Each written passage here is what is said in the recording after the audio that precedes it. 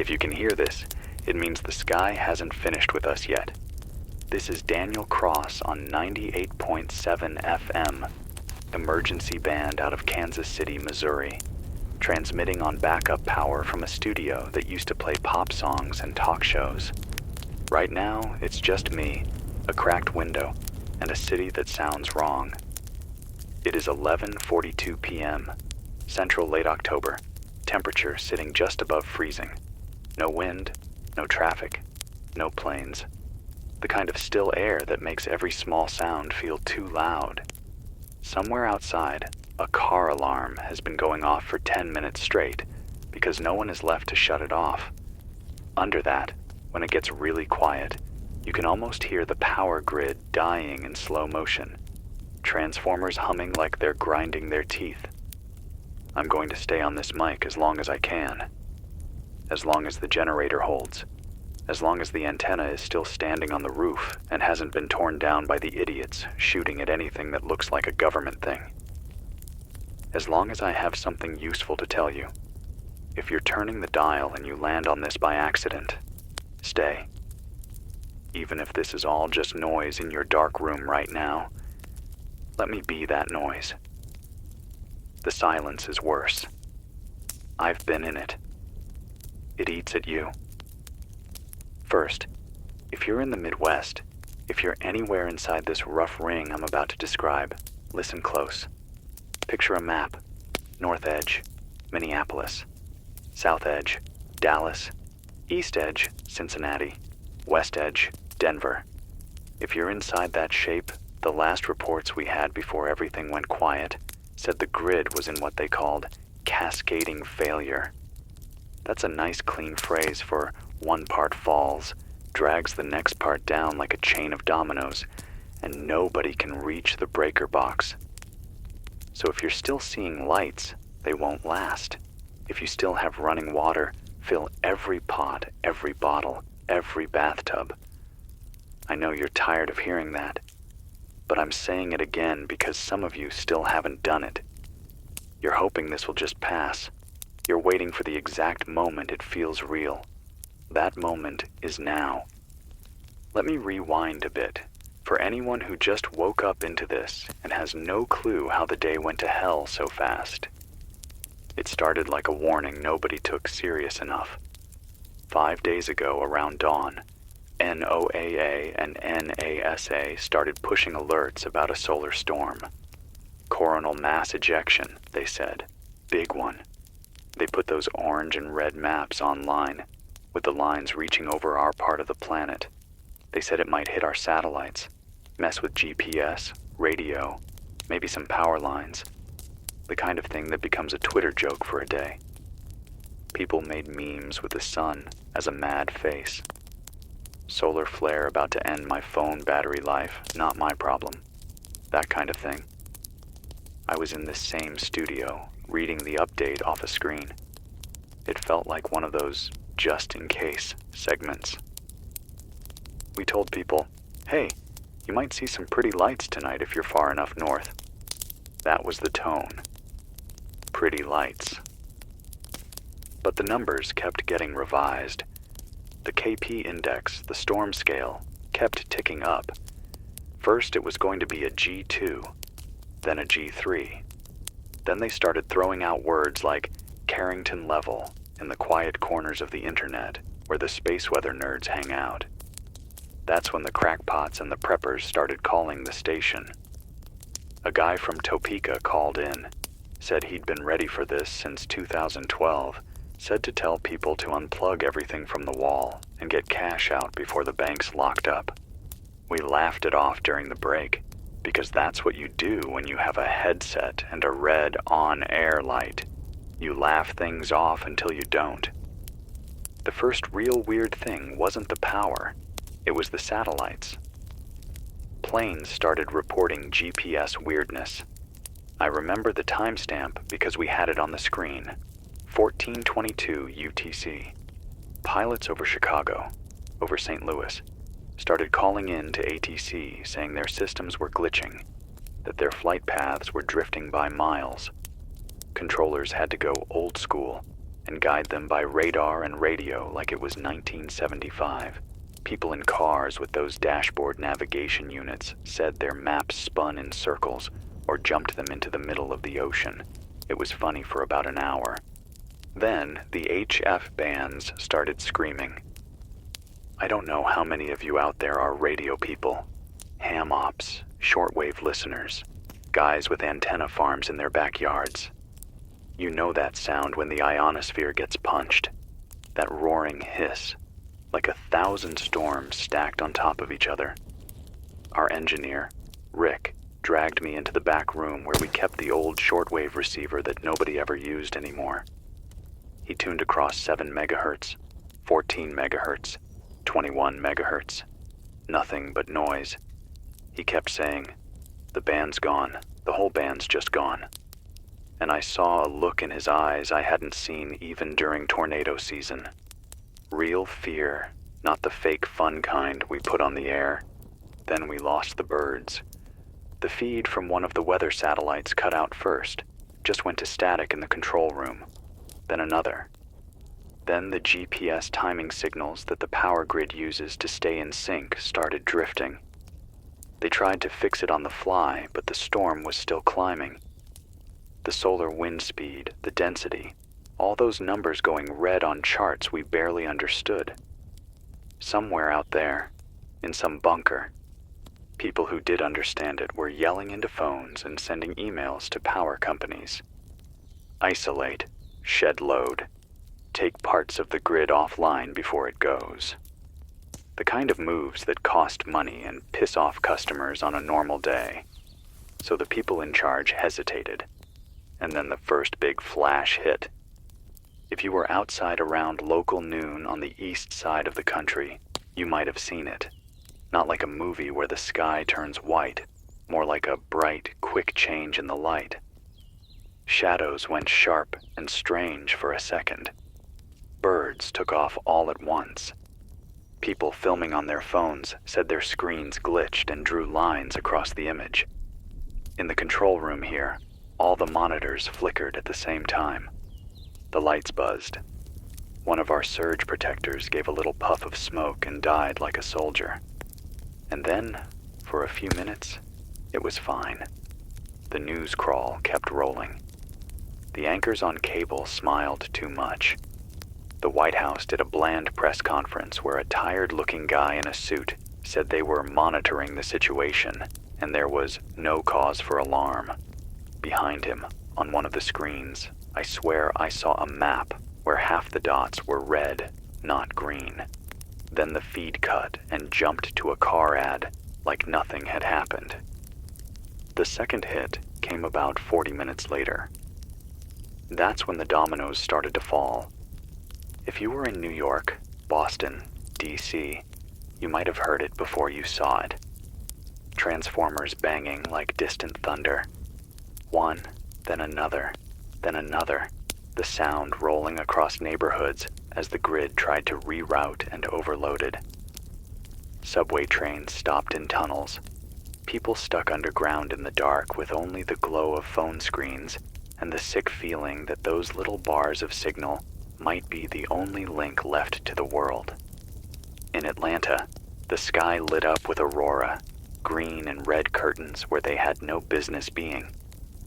People cheered, then went quiet when the lights in the buildings winked out, one by one. Here in Kansas City, it was slower. We got brownouts first. Lights dimming, coming back, dimming again. My board here in the studio reset itself 3 times in 10 minutes. The digital clock on the wall froze at 3:06, then jumped to 3:22. Phones started ringing off the hook. Police scanners filled with broken calls, intersections with dead traffic lights, alarms tripping everywhere, elevators stuck between floors. People stuck in elevators never think they're part of a global event. It just feels like a bad day. Maybe you're in one right now, listening to this on a dying battery. If you are, and you've been stuck long enough, you've probably already realized no one's coming to pry those doors open anytime soon. The moment I knew this was different, that this wasn't just a big storm, was when the national voices went quiet. You know those stations that are always there when you scan? The big clear channel AM giants, the ones you can hear across 3 states at night. 700 WLW out of Cincinnati, 770 WABC out of New York, 840 WHAS out of Louisville. Rick sat with a little AM radio by the mixing desk, spinning the dial. One by one, they vanished. Not faded, vanished. Some went to static. Some went to weird squeals, like the sound was being bent.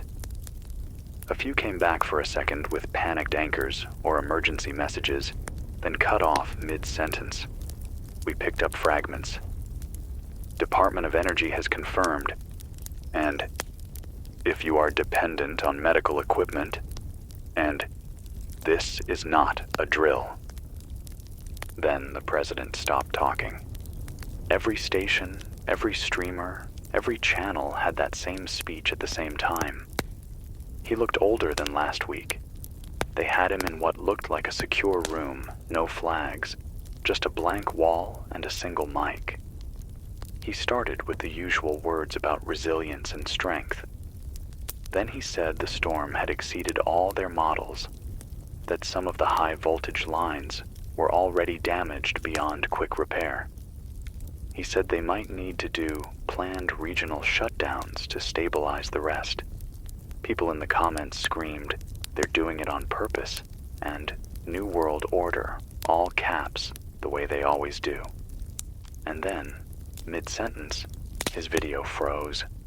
His mouth hung open in a half-word. The audio stretched into a low buzz, and then stopped. They never brought him back. We waited for the press secretary, for the National Weather Service, for FEMA, for anybody in D.C. Instead, there was this long, long silence, and then a local cable host cut in with a shaky voice and said they'd lost their feed and would return to regular programming soon. But there is no regular programming anymore. You want escalation? Here you go. By nightfall on that first day, ATMs stopped dispensing cash in parts of Chicago, Detroit, Pittsburgh. Card readers went down in grocery stores. Some people put their stuff back and walked out. Others started yelling at the cashiers. In a few places, they just walked out with their carts. What started as a storm in the sky turned into a storm in the aisles. I watched a clip before the net really died, from a Target in Cleveland, where 2 guys were fighting over bottled water while the manager tried to stand in front of the door and convince people it was just a temporary outage. Someone knocked him down. The clip froze there as the upload failed. That's the last image I have of normal America trying to hold the line with a name tag and a fake smile. After that, the grid map I had bookmarked stopped loading. No more little colored dots. No more updates. Just a spinning icon. And then nothing. If you're joining late and you're wondering just how bad it is now, here's what I know from the calls and the last data before things went dark. Large parts of the Northeast are out, not just a few blocks or a city. Whole states in the dark, from Maine down through Pennsylvania, parts of New Jersey and New York confirmed. The Midwest is a patchwork mess.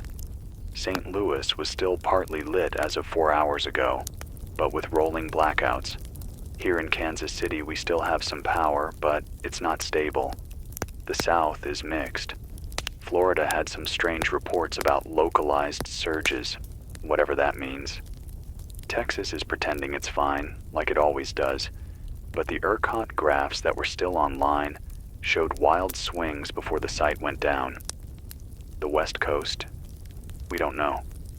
We lost contact with a station in Los Angeles early this morning.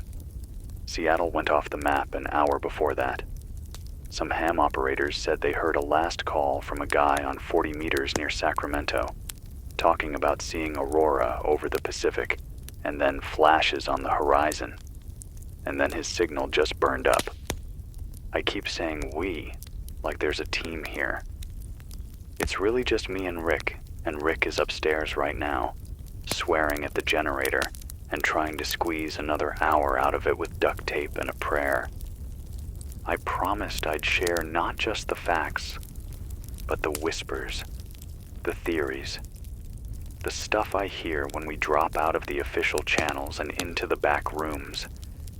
There is a theory that this isn't just a natural solar storm, that the size and speed of it doesn't fit the models.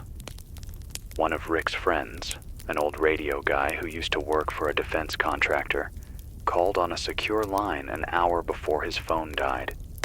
He said the military had been running quiet drills for a space weather event for months, that they expected something around this week. He said they'd been briefed that this flare might be enhanced by something else. When I pressed him on what something else meant, he got cagey. Just know they're calling it a complex event, he said. There are components we don't see. Then his voice started to stutter on the line the way old VoIP calls did when your internet went bad, and he said, "They're telling us to shut down the birds. They're turning off as many satellites as they can before the second wave. They're trying to ride it out in the dark. Turn off the sky to save the ground. That's the idea, I guess." There's another theory, less technical, more paranoid. Someone on a military frequency we stumbled onto by accident. Yeah, we broke a few rules tonight. Said the flare was timed too well. They said it lined up with certain troop movements, certain political dust-ups in Eastern Europe and the South China Sea. I don't have proof. All I have are half-phrases and clipped words. Window of opportunity, deniable disruption, reset. You know the kind of talk. If you're the type who thinks in conspiracies, this is your Super Bowl. But I want you to hear this from me, standing in a city that is one bad surge away from the 19th century. The sun does not care about your borders or your slogans. It throws tantrums every few hundred years. It does not aim them. It just spits fire, and sometimes we happen to be in the way. We built a world on thin copper veins and glass fibers and clock signals from space, and we're shocked that a star can slap it all down in a day. That's not a plot. That's physics and pride. Hold on. I'm getting a light from the call screen. Somehow our landline is still partly alive. I'm going to take a caller. If you're listening, this is not screened. I don't have a producer anymore. It's just whoever makes it through the noise. Caller, you're on with Daniel. Give me your name and where you're calling from. Yeah. This is Marcus. I'm in Omaha. Or, just outside it. Gretna, actually. Marcus, from Gretna. Okay. Marcus, what are you seeing? It's dark, man. Like, I know that sounds dumb, but I've lived here my whole life, and I've never seen the sky look like this. No glow from the city, nothing. Just stars and this green stuff. The lights, they're still there. Northern lights or whatever, but they're like right above my house. They keep flickering. The power went out around, I think it was 8. My phone says it's 9 now, but I don't know if the time's right anymore. We're sitting in the living room with candles. My little girl keeps asking when the TV's coming back. How old is she? She's 6. Her name's Riley. She thinks this is like a storm, like we'll just flip it back on. My wife is trying to make it fun, like we're camping. But the fridge is already warming up, and the neighbor came over and said the water pressure dropped. He filled a kiddie pool in his yard. Said we should do the same, but our outside faucet wasn't working right. Marcus, listen to me. If you still have any water coming out of your taps, even a trickle, catch it. Fill bathtubs, sinks, bowls, anything. Don't wait. Yeah, I heard that online earlier, before it cut out. We did the tub. It's about half full. The water stopped after a while. They said not to drink it at first, like to boil it. But the stove's electric, man. I got a grill outside, but a grill is good. If you have charcoal or gas, that's heat. Don't use it inside, no matter how cold it gets. I know that sounds like common sense, but when it's 4 in the morning and you're shaking, people do dumb things. Yeah. My neighbor, old guy, he said he heard on his ham radio that this was like the Carrington event, that wires might catch fire. Is that real? It can happen. In 1859, telegraph wires sparked and some operators got shocks when a big flare hit. We've got a lot more wire now. Some of it's buried, which helps. Some of it isn't. If you see a line down, stay away from it, even if you think the power is out. Some parts of the grid might flicker back on without warning. Treat every line like it's live. So, what do? Just sit here? For tonight? Yeah. Stay put if you can. Lock your doors. Talk to your neighbors, but do it in person, not by shouting across the street. Make a plan for sharing food if this lasts. Don't start pointing guns at each other on day 1. You'll need each other later. If you have old radios, even battery-powered ones, tune across the dial. Mark down any stations you can still hear. That's your lifeline now. Okay. Man, I keep expecting my phone to buzz with a notification, you know? Like, sorry, service restored. It might. Some towers have backup power, but don't count on it. Think of your phone as a flashlight and a notepad now, not as your main line to the world. Yeah, Riley wants to say hi. Is that okay? Sure. Hi, a small voice says, faint and a little scared. Hey Riley, this is Daniel. I'm in a room with a lot of buttons and lights, and I can hear you. You're doing great. You know how sometimes the power goes out in cartoons, and they light candles and tell stories? Yeah, that's what you're going to do tonight. Your mom and dad are going to tell you stories. Maybe you can tell them one too.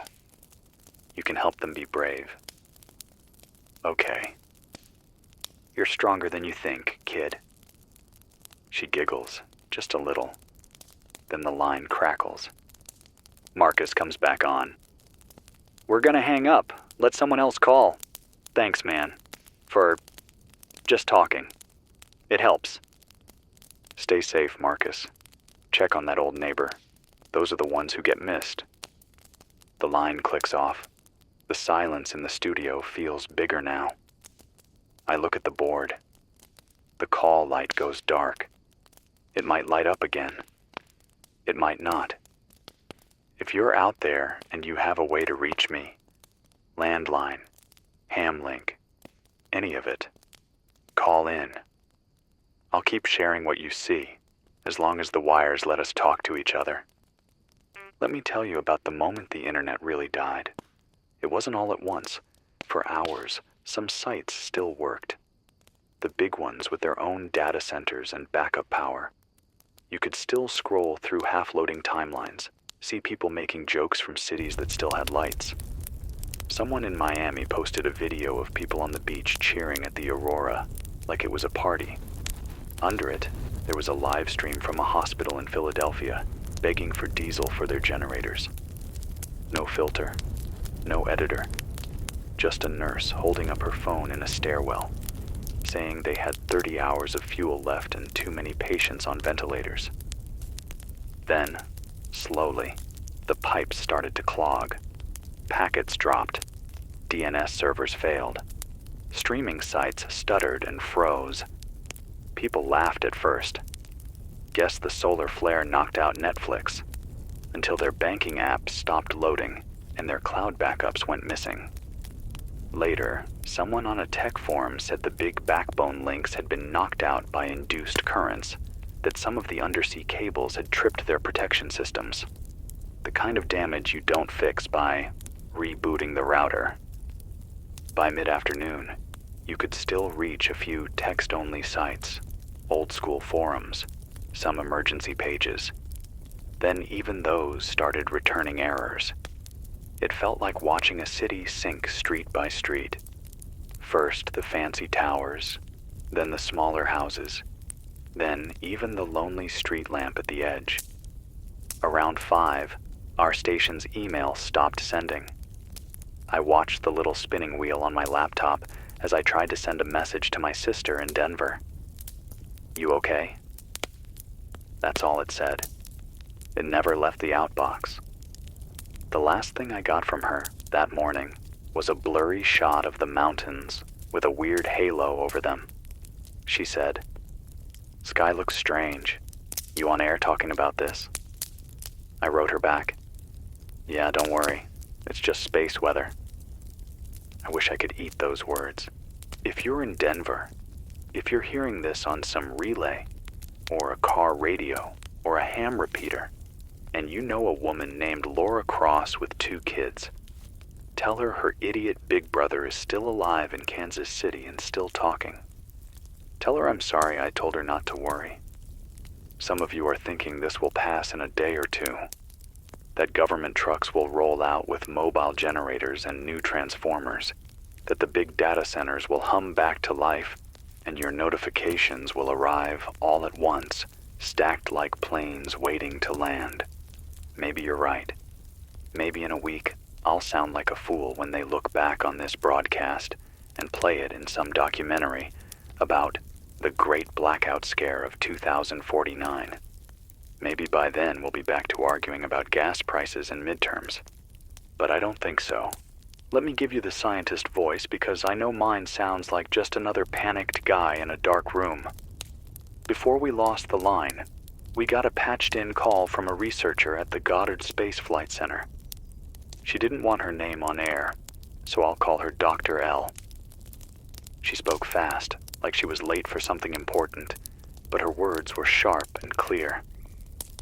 "This event is off the charts," she said. "We underestimated the magnetic coupling. The CME hit at just the wrong angle. It's dumping more energy into the magnetosphere than we planned for. We're seeing induced currents in places we did not expect. Lines that should have been safe are heating up. Transformers that should have been below threshold are saturating. The models broke. We are flying blind." I asked her how long until things were back to normal. She laughed, not a happy laugh. "Normal? Some of these transformers, the big ones, there's no stock. They take months to build in the best of times, and we do not have the best of times. We might lose hundreds, maybe more. We might have pockets that come back up in days, but large regions could be out for weeks, months." She paused. "We tried to warn them. We sent report after report saying the grid was not hardened enough. It was always too expensive. Now here we are." Then her line dropped. Not with a click, but with a rising whistle and a crunch, like the solar wind reached through the wire and pinched it shut. If you're someone who has spent their life trusting that the lights will always come on when you hit the switch, that the signal bars will fill up when you step outside, that there are grown-ups somewhere who have backup plans on backup plans, I understand that hearing all this feels like a betrayal. It is. We were sold a story that our systems were robust. In truth, they were efficient, cheap, fragile. The collapse of social order doesn't happen in a straight line. It comes in waves, like the flare itself. The first wave is confusion. People gather in lobbies, on porches, in parking lots, asking each other, "Is it out for you too?" They call the power company and get busy signals. They refresh their apps. They look up at the sky, because for the first time in a long time, it's full of stars and strange colors. They make jokes. They grill the meat before it goes bad. They share beer. That's where some of you are right now. Enjoy it, but don't live there. The second wave is fear. It hits when night falls and doesn't lift at dawn because there's no dawn. The sun still rises, sure, but the world around you is still off. The hum of traffic is missing. The distant whine of planes overhead is gone. The fridge is warm. The food is low. You walk past a gas station and see that the pumps are dead and the windows are broken because someone decided they were done waiting. Sirens wail and don't stop because there's no one at the board to turn them off. We're at the edge of that wave here. I can feel it. People in this city are standing in front of their dark windows right now, looking down at streets that used to be full and wondering how long they can pretend this is temporary. The third wave is anger. I don't want us to get there, but we will. Anger at the government for not stopping a star. Anger at the rich neighborhoods that got backup generators while the poor ones went dark first. Anger at the neighbor who stocked up when you didn't.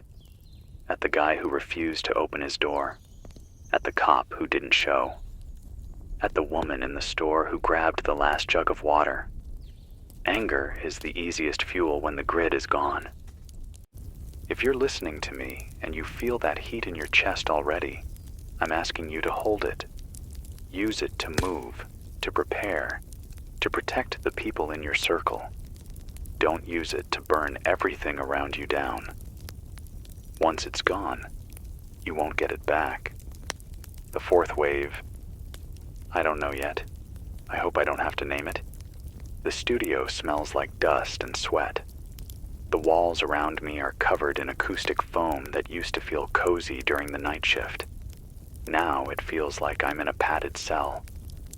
Somewhere down the hall, a vending machine is stuck in a loop, its digital display flashing 00:00 over and over. The break room fridge is full of food that will go bad by morning. The coffee machine is dead.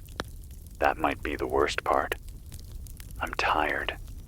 I've been on this mic for 11 hours, on and off. I can hear it in my own voice. The way my words drag at the end of sentences, the way I get stuck on small details and have to pull myself back. But I can't sleep yet. Not while the generator is still putting out that low rumble. Not while the red on-air light still burns above the studio door like a small, stubborn star. I'm not a hero. I'm not a survival expert. I'm just a guy with a microphone in a world that forgot what to do without screens. Talking is the one thing I know how to do. So I'm gonna keep doing it. Call lights on again. Let's see who made it through the storm. You're on with Daniel. Name, city? Yeah, this is Lena. Okay, I'm in Newark, New Jersey, not Ohio. Lena in Newark. You still have a phone line? I don't know how. Cell's dead. I think it's the building's old emergency line. It has one of those big gray boxes in the basement. My neighbor's a super. He said it's on some kind of analog loop or something. It still had a dial tone, so we tried. I can hear you, so I guess it works. What's it like there? It looks like a war zone, man. I can see downtown from my roof, or I could before it got totally dark. We lost power around noon. We thought it was just us at first. But then I looked out and saw half the skyline was already out. The rest went in pieces.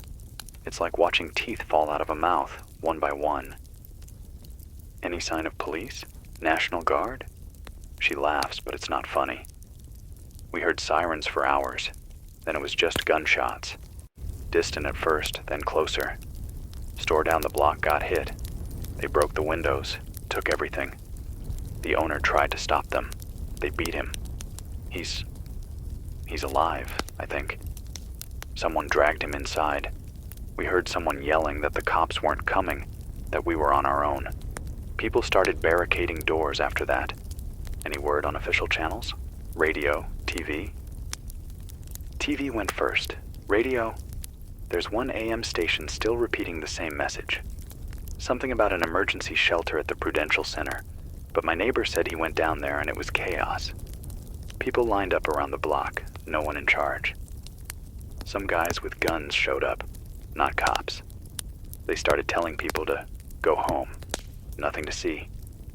People got angry. He left before it turned bad. Lena, do you have people with you? Yeah, my brother, my mom, 2 kids from down the hall because their parents never came home. We locked up the apartment. We filled the tub like everyone said. We got some canned stuff. Not much. We thought... I don't know what we thought. That it would be like that blackout years ago, where people had barbecues in the street and the power came back the next day. Do you feel safe where you are? She goes quiet for a second. I hear someone talking in the background, then a door shutting. Not really. The hallway lights are out. The stairwell is dark. We keep hearing people moving around. The neighbor downstairs said someone tried his door handle twice. We put a dresser in front of ours. My mom keeps praying in Spanish. The kids keep asking why their cartoons don't work. Are there any organized efforts? Churches, community groups, anything? I saw some people handing out water earlier. They said it was from the city, but they didn't have badges or anything. Just safety vests. They told us to go to a distribution point tomorrow morning. That's it. No one's come to the building to check on us. The super did a sweep, told people to stay put.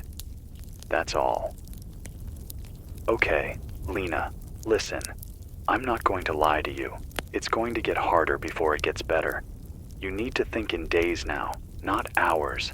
Count what you have. Food, water, people you trust. Make a plan for at least 3 days. If you have a way to cook, figure out what needs to be used first. Talk to your neighbors. Pick the ones you trust. Don't spread that trust too thin. A small circle is better than trying to save the whole block and failing. What about going to the shelter? If the power stays out, we can't stay here forever, right? Shelters can be good. They can also be targets. If you go early, in daylight, with a group, not alone. If you stay, find the safest room, one with as few windows as possible, and make that your base. Don't show lights at the windows at night. It draws attention. She exhales, shaky. My brother says we should go out and get what we can before other people take it. I don't know if he means stealing. He's angry. I'm scared he'll go do something stupid. Tell him you need him alive more than you need extra stuff. Remind him that once you break that line, it gets easier to step over it again. If you do go out, have a clear target. Pharmacy, maybe, or water. Not a free-for-all. Get in, get out. No hero stuff. She's quiet again. I hear her murmur to someone. A man's voice answers, angry, low. Okay, she says finally. We'll try. Thanks. Are there more stations like you? If this one goes down? I wish I knew. There were. There might still be. If anyone out there is rebroadcasting this, or if you're another station still alive, send us a carrier on 98.7, top of every hour. We'll try to catch you. Okay. If you're still here tomorrow, I'll call again. I'll be here as long as the lights let me. The line drops.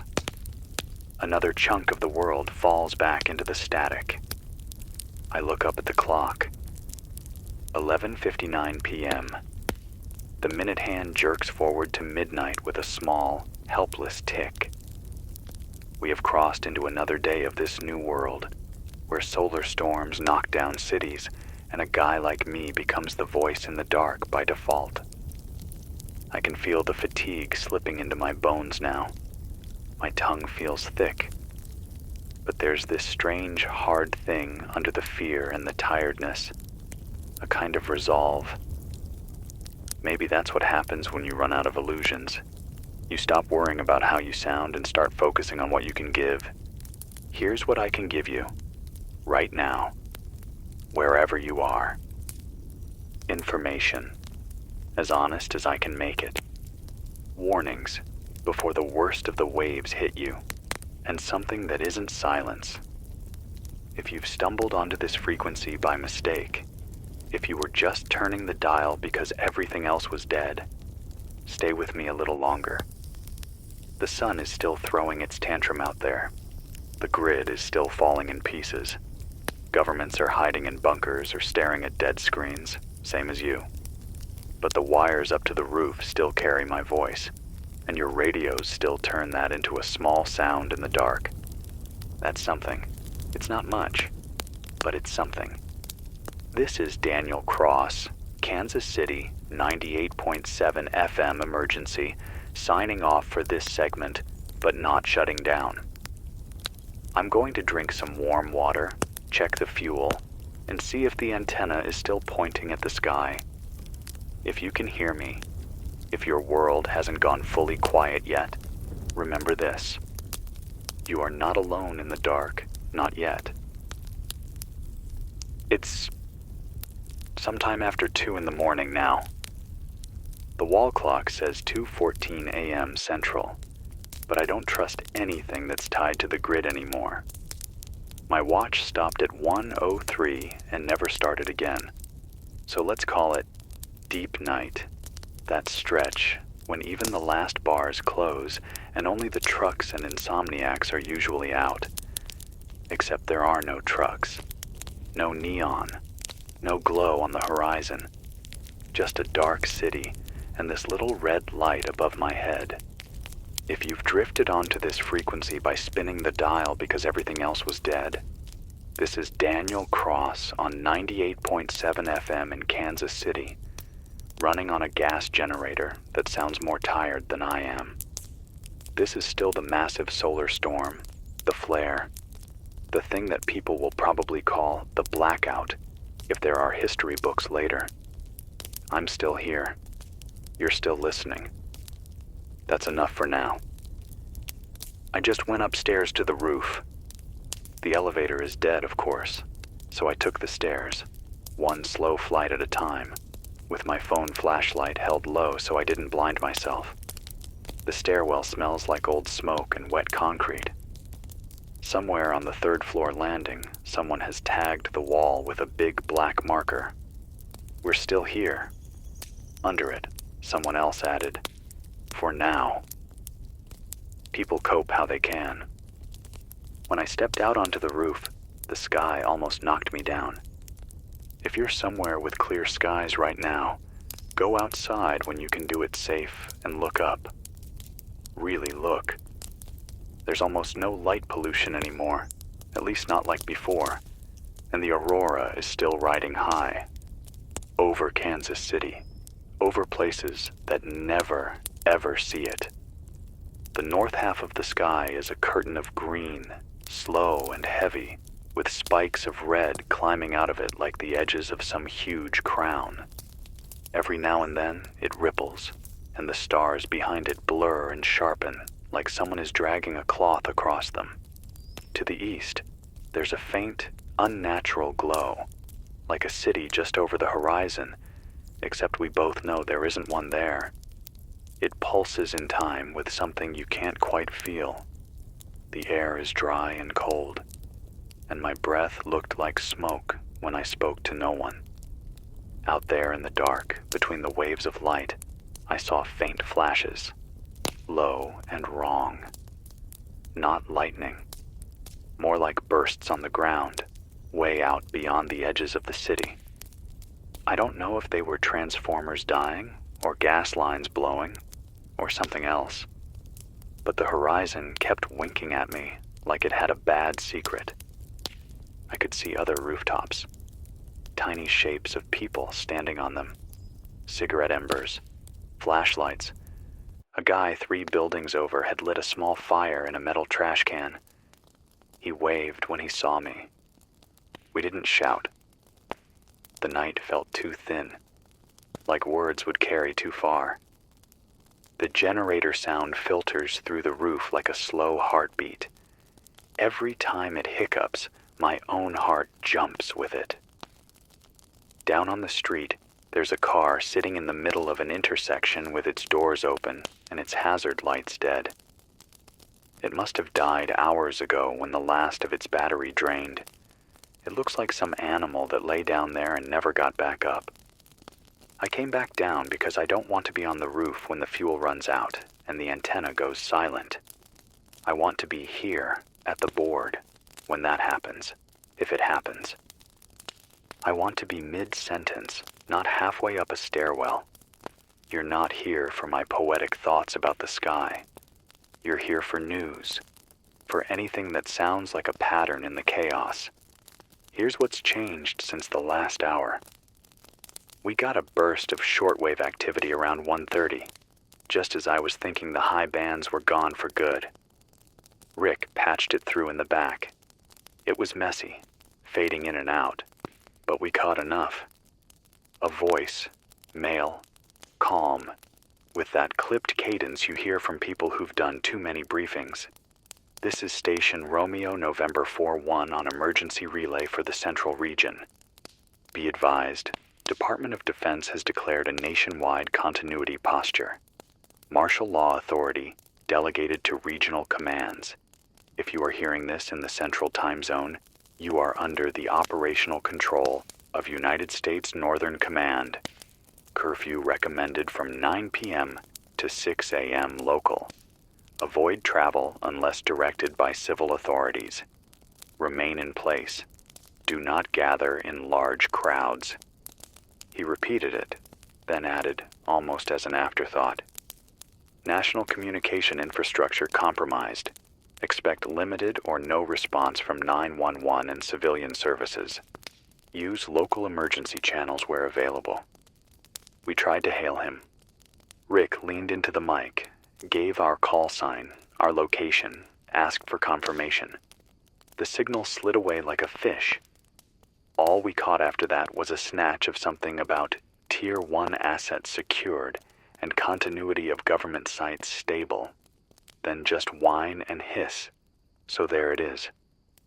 Martial law without the press conference. Curfew without the cops to enforce it. Authority without presence. I want you to hear a different voice now. A little earlier, before that relay, we got a call from a guy who said he worked at a data center. A big one. One of those nameless glass and concrete boxes at the edge of a city that hold half the internet in row after row of humming racks. He didn't want me to say where, so I won't. He said, "We lost our UPS first. The surge came in through the grid and knocked half of them into fault at the same time. We tried to switch to generator, but the controls glitched. We got partial load transfer, but some of the racks started to overheat. The monitoring system went blind. We had no idea which ones were on fire and which ones were just warm. We popped the doors, and the hot aisle was like opening an oven. Cables melting, plastic burning. I asked him who made the call to shut it all down. No one, he said. That's the problem. It was supposed to be automatic. Fail-safe. But the logic got scrambled. Some of the battery strings shorted. One of my guys got thrown across the room. Our control system started showing phantom alerts. Fire in racks that weren't even powered. Doors open that were closed. We couldn't trust it, so we did the only thing we could. We hit the big red buttons. Manual kill. Whole rows at a time. It felt like drowning puppies. I asked him how many major sites he thought were in the same boat. He sighed. Most of them. The ones built in the last 10 years. The really efficient ones. They're all run by software and cheap sensors. That's great until the software gets garbage data because space decided to slap us.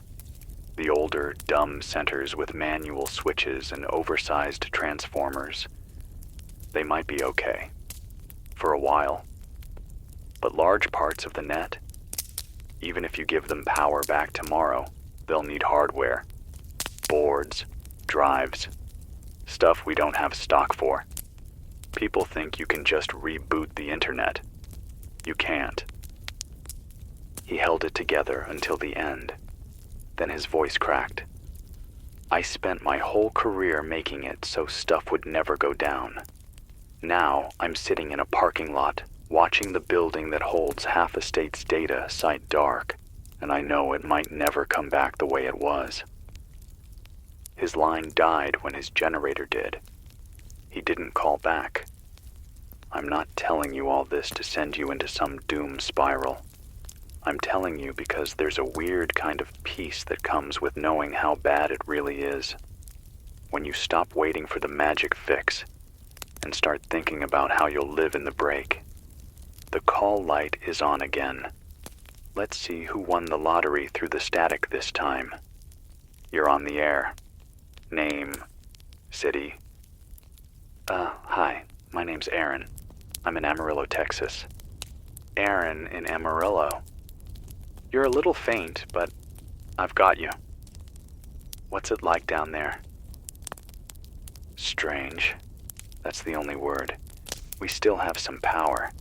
It keeps flickering, but the lights are on more than off. My brother in Lubbock says they're totally dark. They can see our glow from there like we're some kind of island. Any official word? We got an alert on our phones earlier, before the signal went out. It said there was a major geomagnetic disturbance, and to conserve power and water. Then the cell network went weird. Sometimes a bar, then none. You guys are the first steady voice I've heard in hours. What do you do down there, Aaron? What's your day job?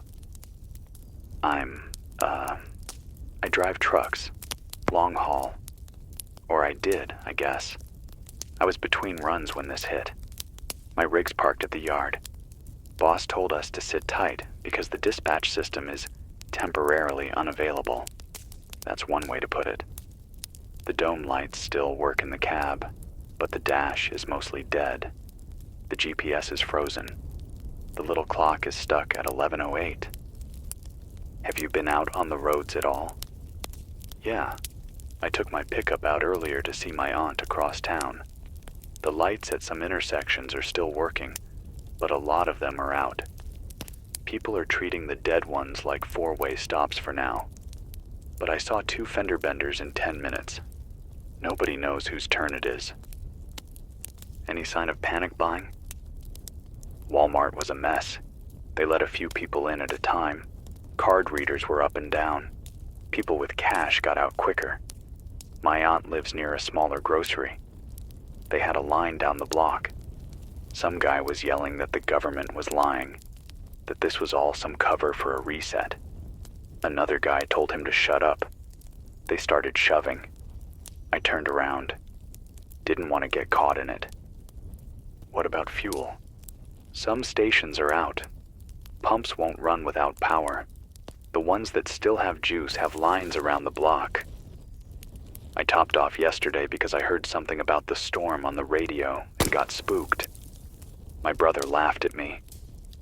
He's not laughing now. Do you have people depending on you? Yeah. My aunt, like I said, she's got COPD. Needs her oxygen machine. It's electric. I brought over my little camping battery and an inverter.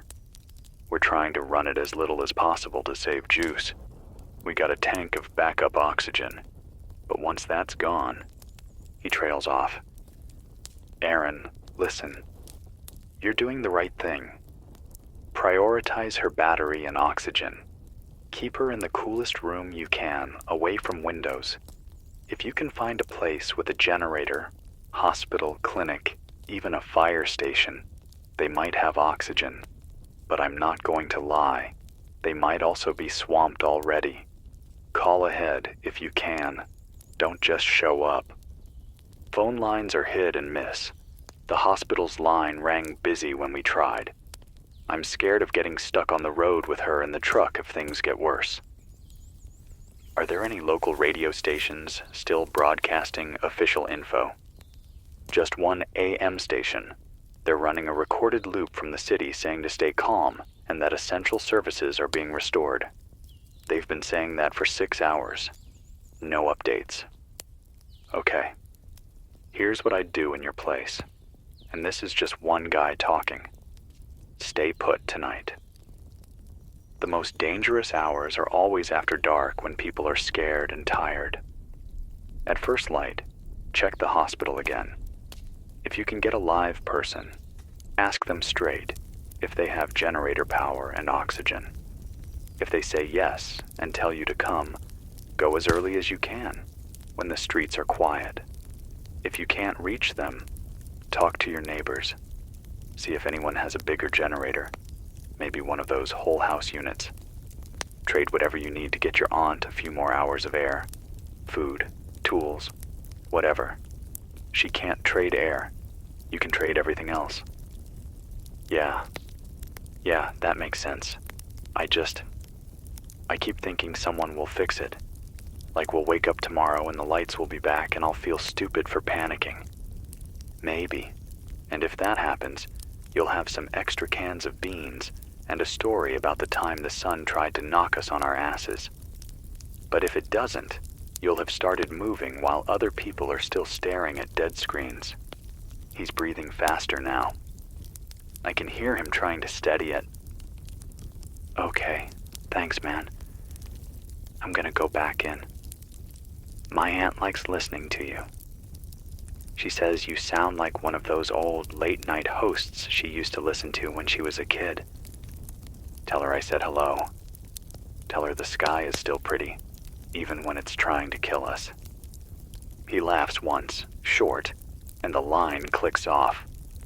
For those keeping score at home, that's Omaha in the dark, Newark on the edge of chaos, Amarillo half-lit and clinging to normal, patches of light, patches of shadow, stretching across a country that thought it had grown past this kind of thing. We used to think of blackouts as local, temporary, a neighborhood, a city, a night. Now the dark runs from ocean to ocean in broken stripes, and the glowing parts are the weird ones. Let's talk about the people behind whatever's left of the curtain. I've been getting little drip-fed bits from folks who say they're on the edges of the response. A guy who works at a regional power control center in Iowa. A woman in the National Guard in Ohio. A nurse in a VA hospital in Tennessee. They all say roughly the same thing. There's no master plan. There are plans, plural. Storm plans, war plans, cyber attack plans. Lots of thick binders and PDFs. But most of them assumed that if the grid went down, communications would still work in some form. Or, if communications failed, the grid would stay mostly stable. Very few people planned for, we lose half the grid and half our comms at the same time, while a solar storm keeps punching us every few hours. The Guard in Ohio said their orders came through as a scrambled text. Prepare to assist civil authorities, protect key infrastructure, maintain order. That's it. No specifics. When her unit reported to the armory, the commander was in the dark too. The state capital's lines were jammed. They loaded up trucks and sent them to major intersections near hospitals and water plants, hoping that just being visible would help. But some of the trucks had electronic ignition problems. A few of their radios got weird noise on the National Guard frequencies, like some other signal bleeding in. The guy in the power control center said they'd been told to island parts of their grid, cut tie lines to neighboring regions to stop the failures from spreading. But the automated systems that usually handle that went haywire. They had to send crews out to physically open switches in the field. Some of those crews never reported back. Not because they died, as far as anyone knows, but because their trucks' radios quit and their cell phones went dumb. They could be out there right now, sitting on the side of some dark highway, waiting for orders that will never come. We like to think of the people in charge as a single brain, with clear eyes and a steady hand. Right now, it's more like a bunch of arms flailing in different directions, each one getting only part of the signals. If you're in a city and you're looking out at the dark and asking, where are the cops? Where's the National Guard? Where are the utility trucks? The short answer is scattered, confused, and probably stuck in the same traffic mess you are. That doesn't mean you're alone. It just means the circle of people you can count on is smaller than you thought. Family, neighbors, the guy down the hall who knows how to fix things, the woman across the street who always seems to have extra of everything, the old man with the ham radio and the quiet eyes. Yeah, I keep coming back to the ham guys. Let me talk about them for a second. If you're one of those people with a call sign and a shack full of gear, you have gone from eccentric hobbyist to backbone of what's left overnight. You know how to string a dipole when the commercial antennas are twisted wrecks. You know how to tune across static until you catch that faint human voice from 3 states over. You know how to pass traffic, real traffic, not emojis. I got a message earlier from a ham operator outside Des Moines. He said the local repeaters were up on backup power, and they'd organized a net. Every hour, on the hour, they took check-ins from anyone with a handheld.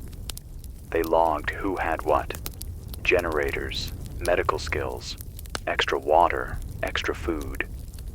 They paired people up. A retiree with a generator took in a family with a baby on a CPAP. A farmer with a barn full of feed offered some to a neighbor's cattle when his own pumps died. All coordinated over scratchy VHF calls. He said, "We always joked about when the big one hits at our club meetings. We had drills. I don't think any of us really thought we'd be the ones keeping the county stitched together while the big shiny systems fell apart. But here we are. If you've ever rolled your eyes at some guy with a tall antenna on his roof and a truck full of radios, maybe drop that for a while. If the phones don't come back, they are your internet now. Your dispatch, your town square. If you're a ham and you're listening, keep doing what you're doing. Check in on your nets, pass traffic, keep logs. If we ever get archives back, your notebook might be the only record of what really happened in your patch of the world." The call light just blinked again, then went dark. Someone almost got through and then lost it. That's how fragile the lines are now. It's like trying to hold a conversation across a highway with trucks blasting past. I'm going to try something I probably shouldn't. Rick rigged a patch between this board and his HF set in the back. If the band holds, I want to throw my voice out a little farther. For the next minute, I'm going to identify this station not just as 98.7 FM Kansas City, but as a voice on 7.200 megahertz, if the skip is kind. If you're a ham operator out there and you hear the name Daniel Cross, Kansas City, try to relay what you hear to your local nets. Write down the grid status in your area, the mood, any official word. If you can, send it back this way at the top of the hour. Yeah, I know. This isn't proper, even in an emergency. But these are new rules, written in real time. Rick is giving me a look through the glass that says, "Make it quick." So I will. While he dials that in, let me talk about something else creeping in from the edges. Rumors. Already in the first day, I'm hearing some wild ones. That the flare was fake. That it was a cover for some secret weapon. That the rich all knew and flew out on private jets 3 days ago to bunkers in New Zealand. That this is payback for some satellite war we never heard about. that the aliens we saw in those Navy vids finally decided to flip the switch. Here's my rule. If a rumor requires more moving parts than fixing the roads in your town, it's probably wrong. People can't even coordinate road repairs. You think they can coordinate a fake sun tantrum at the exact same time as a secret shutdown of every grid on the planet? That said, not all rumors are crazy. Some are just early data. For example, I've heard from 3 different sources now that the northern hemisphere got hit harder than the southern. That much makes sense, the way the Earth was tilted when the storm hit. I've heard that Europe saw aurora down into Italy, and that parts of the UK lost power but not as badly as the northeast US. I've heard that some of the old Soviet-era grid hardware in Eastern Europe actually handled the surge better than our sleek, efficient stuff because it was built like a tank. That's the kind of story that sounds true to me. Heavy, ugly, overbuilt things often survive what the lean, shiny things can't. I've also heard that some military bases went dark on purpose, cutting themselves off from the civilian grid entirely even before the flare hit full force. That they're running cold with only essential systems on, trying to stay hidden from whatever's going on upstairs in orbit. That would fit with the satellites being powered down. If you can't protect them, you turn them off and hope they survive. If you're near a base and you're thinking, we'll be fine, the soldiers will take care of us, don't assume that. Their first mission is to protect certain assets, not to keep your fridge running. Some of them will do what they can, because they're human, but the orders coming down to them are probably unclear and messy. Don't sit on your porch waiting for a Humvee to pull up with a box of MRES and a smile. I'm rambling a bit now. The fatigue is catching up, but there's more to tell from the edges. I got one more call I want to share before the hour flips. You're on with Daniel. Name, city? This is Jacob. I'm out near Oak Ridge, Tennessee. Oak Ridge? That used to be one of those secret places with fences and labs, right? Yeah. There's still a bunch of government stuff out here. I work at one of the facilities. I'm not supposed to talk about it, but I figure if you can't even look us up on the internet anymore, the rule book is kind of out the window. I'm not going to ask you which building you're in. What's the situation there? We went to backup power early, before the first big hit. We had internal alerts that said to prepare for space weather impact. Our control center started shifting loads, shutting down non-essential equipment. We thought it was just going to be a precaution. Then the alarms started going off and never stopped. What kind of alarms? Radiation monitors, field strength sensors, stray current detectors. Stuff that shouldn't be related to the sun. But when you dump enough energy into the planet's magnetic field, weird things start to happen. We had a surge on one of our internal lines that fried 3 rooms worth of instrumentation. The lights stayed on, but we were flying blind in some of the labs. Any danger to the public? Anything you'd warn people about? He goes quiet for a moment. I hear something like paper rustling, maybe nervous hands. I can't speak for all the sites, but I can say this. A lot of our safety systems assume 2 things. 1, that our instruments are telling the truth. 2, that if something goes wrong, we can talk to the outside world. Right now, both of those are shaky. If you're downwind of any big industrial site, nuke plants, chemical plants, refineries, and you see or smell something strange, don't wait for an all clear on TV. You might not get it. Use your common sense. If it looks bad, get distance. That's a chilling sentence, Jacob. I know. Look, most places have multiple layers of safety.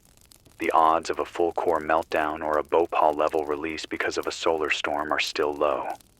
But low isn't zero, and the people who would usually be watching the dials are dealing with 50 dials screaming at once. Any word from your bosses higher up? They went into a continuity mode about 6 hours in. Only essential personnel allowed in certain areas. The rest of us were told to secure our stations and go home if we could. I live 15 minutes away. Took me an hour to get there. Lights were still on when I left. Don't know if that's still true. What made you call?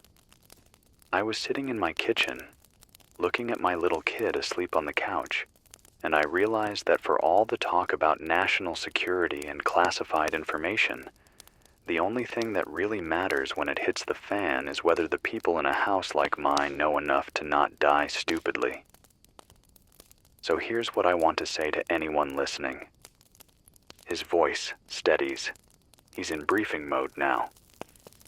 If you're near any kind of industrial facility and there's a strong chemical smell you can't explain, or a visible cloud moving in your direction, or your eyes and throat start burning when the wind shifts, do not wait for official guidance.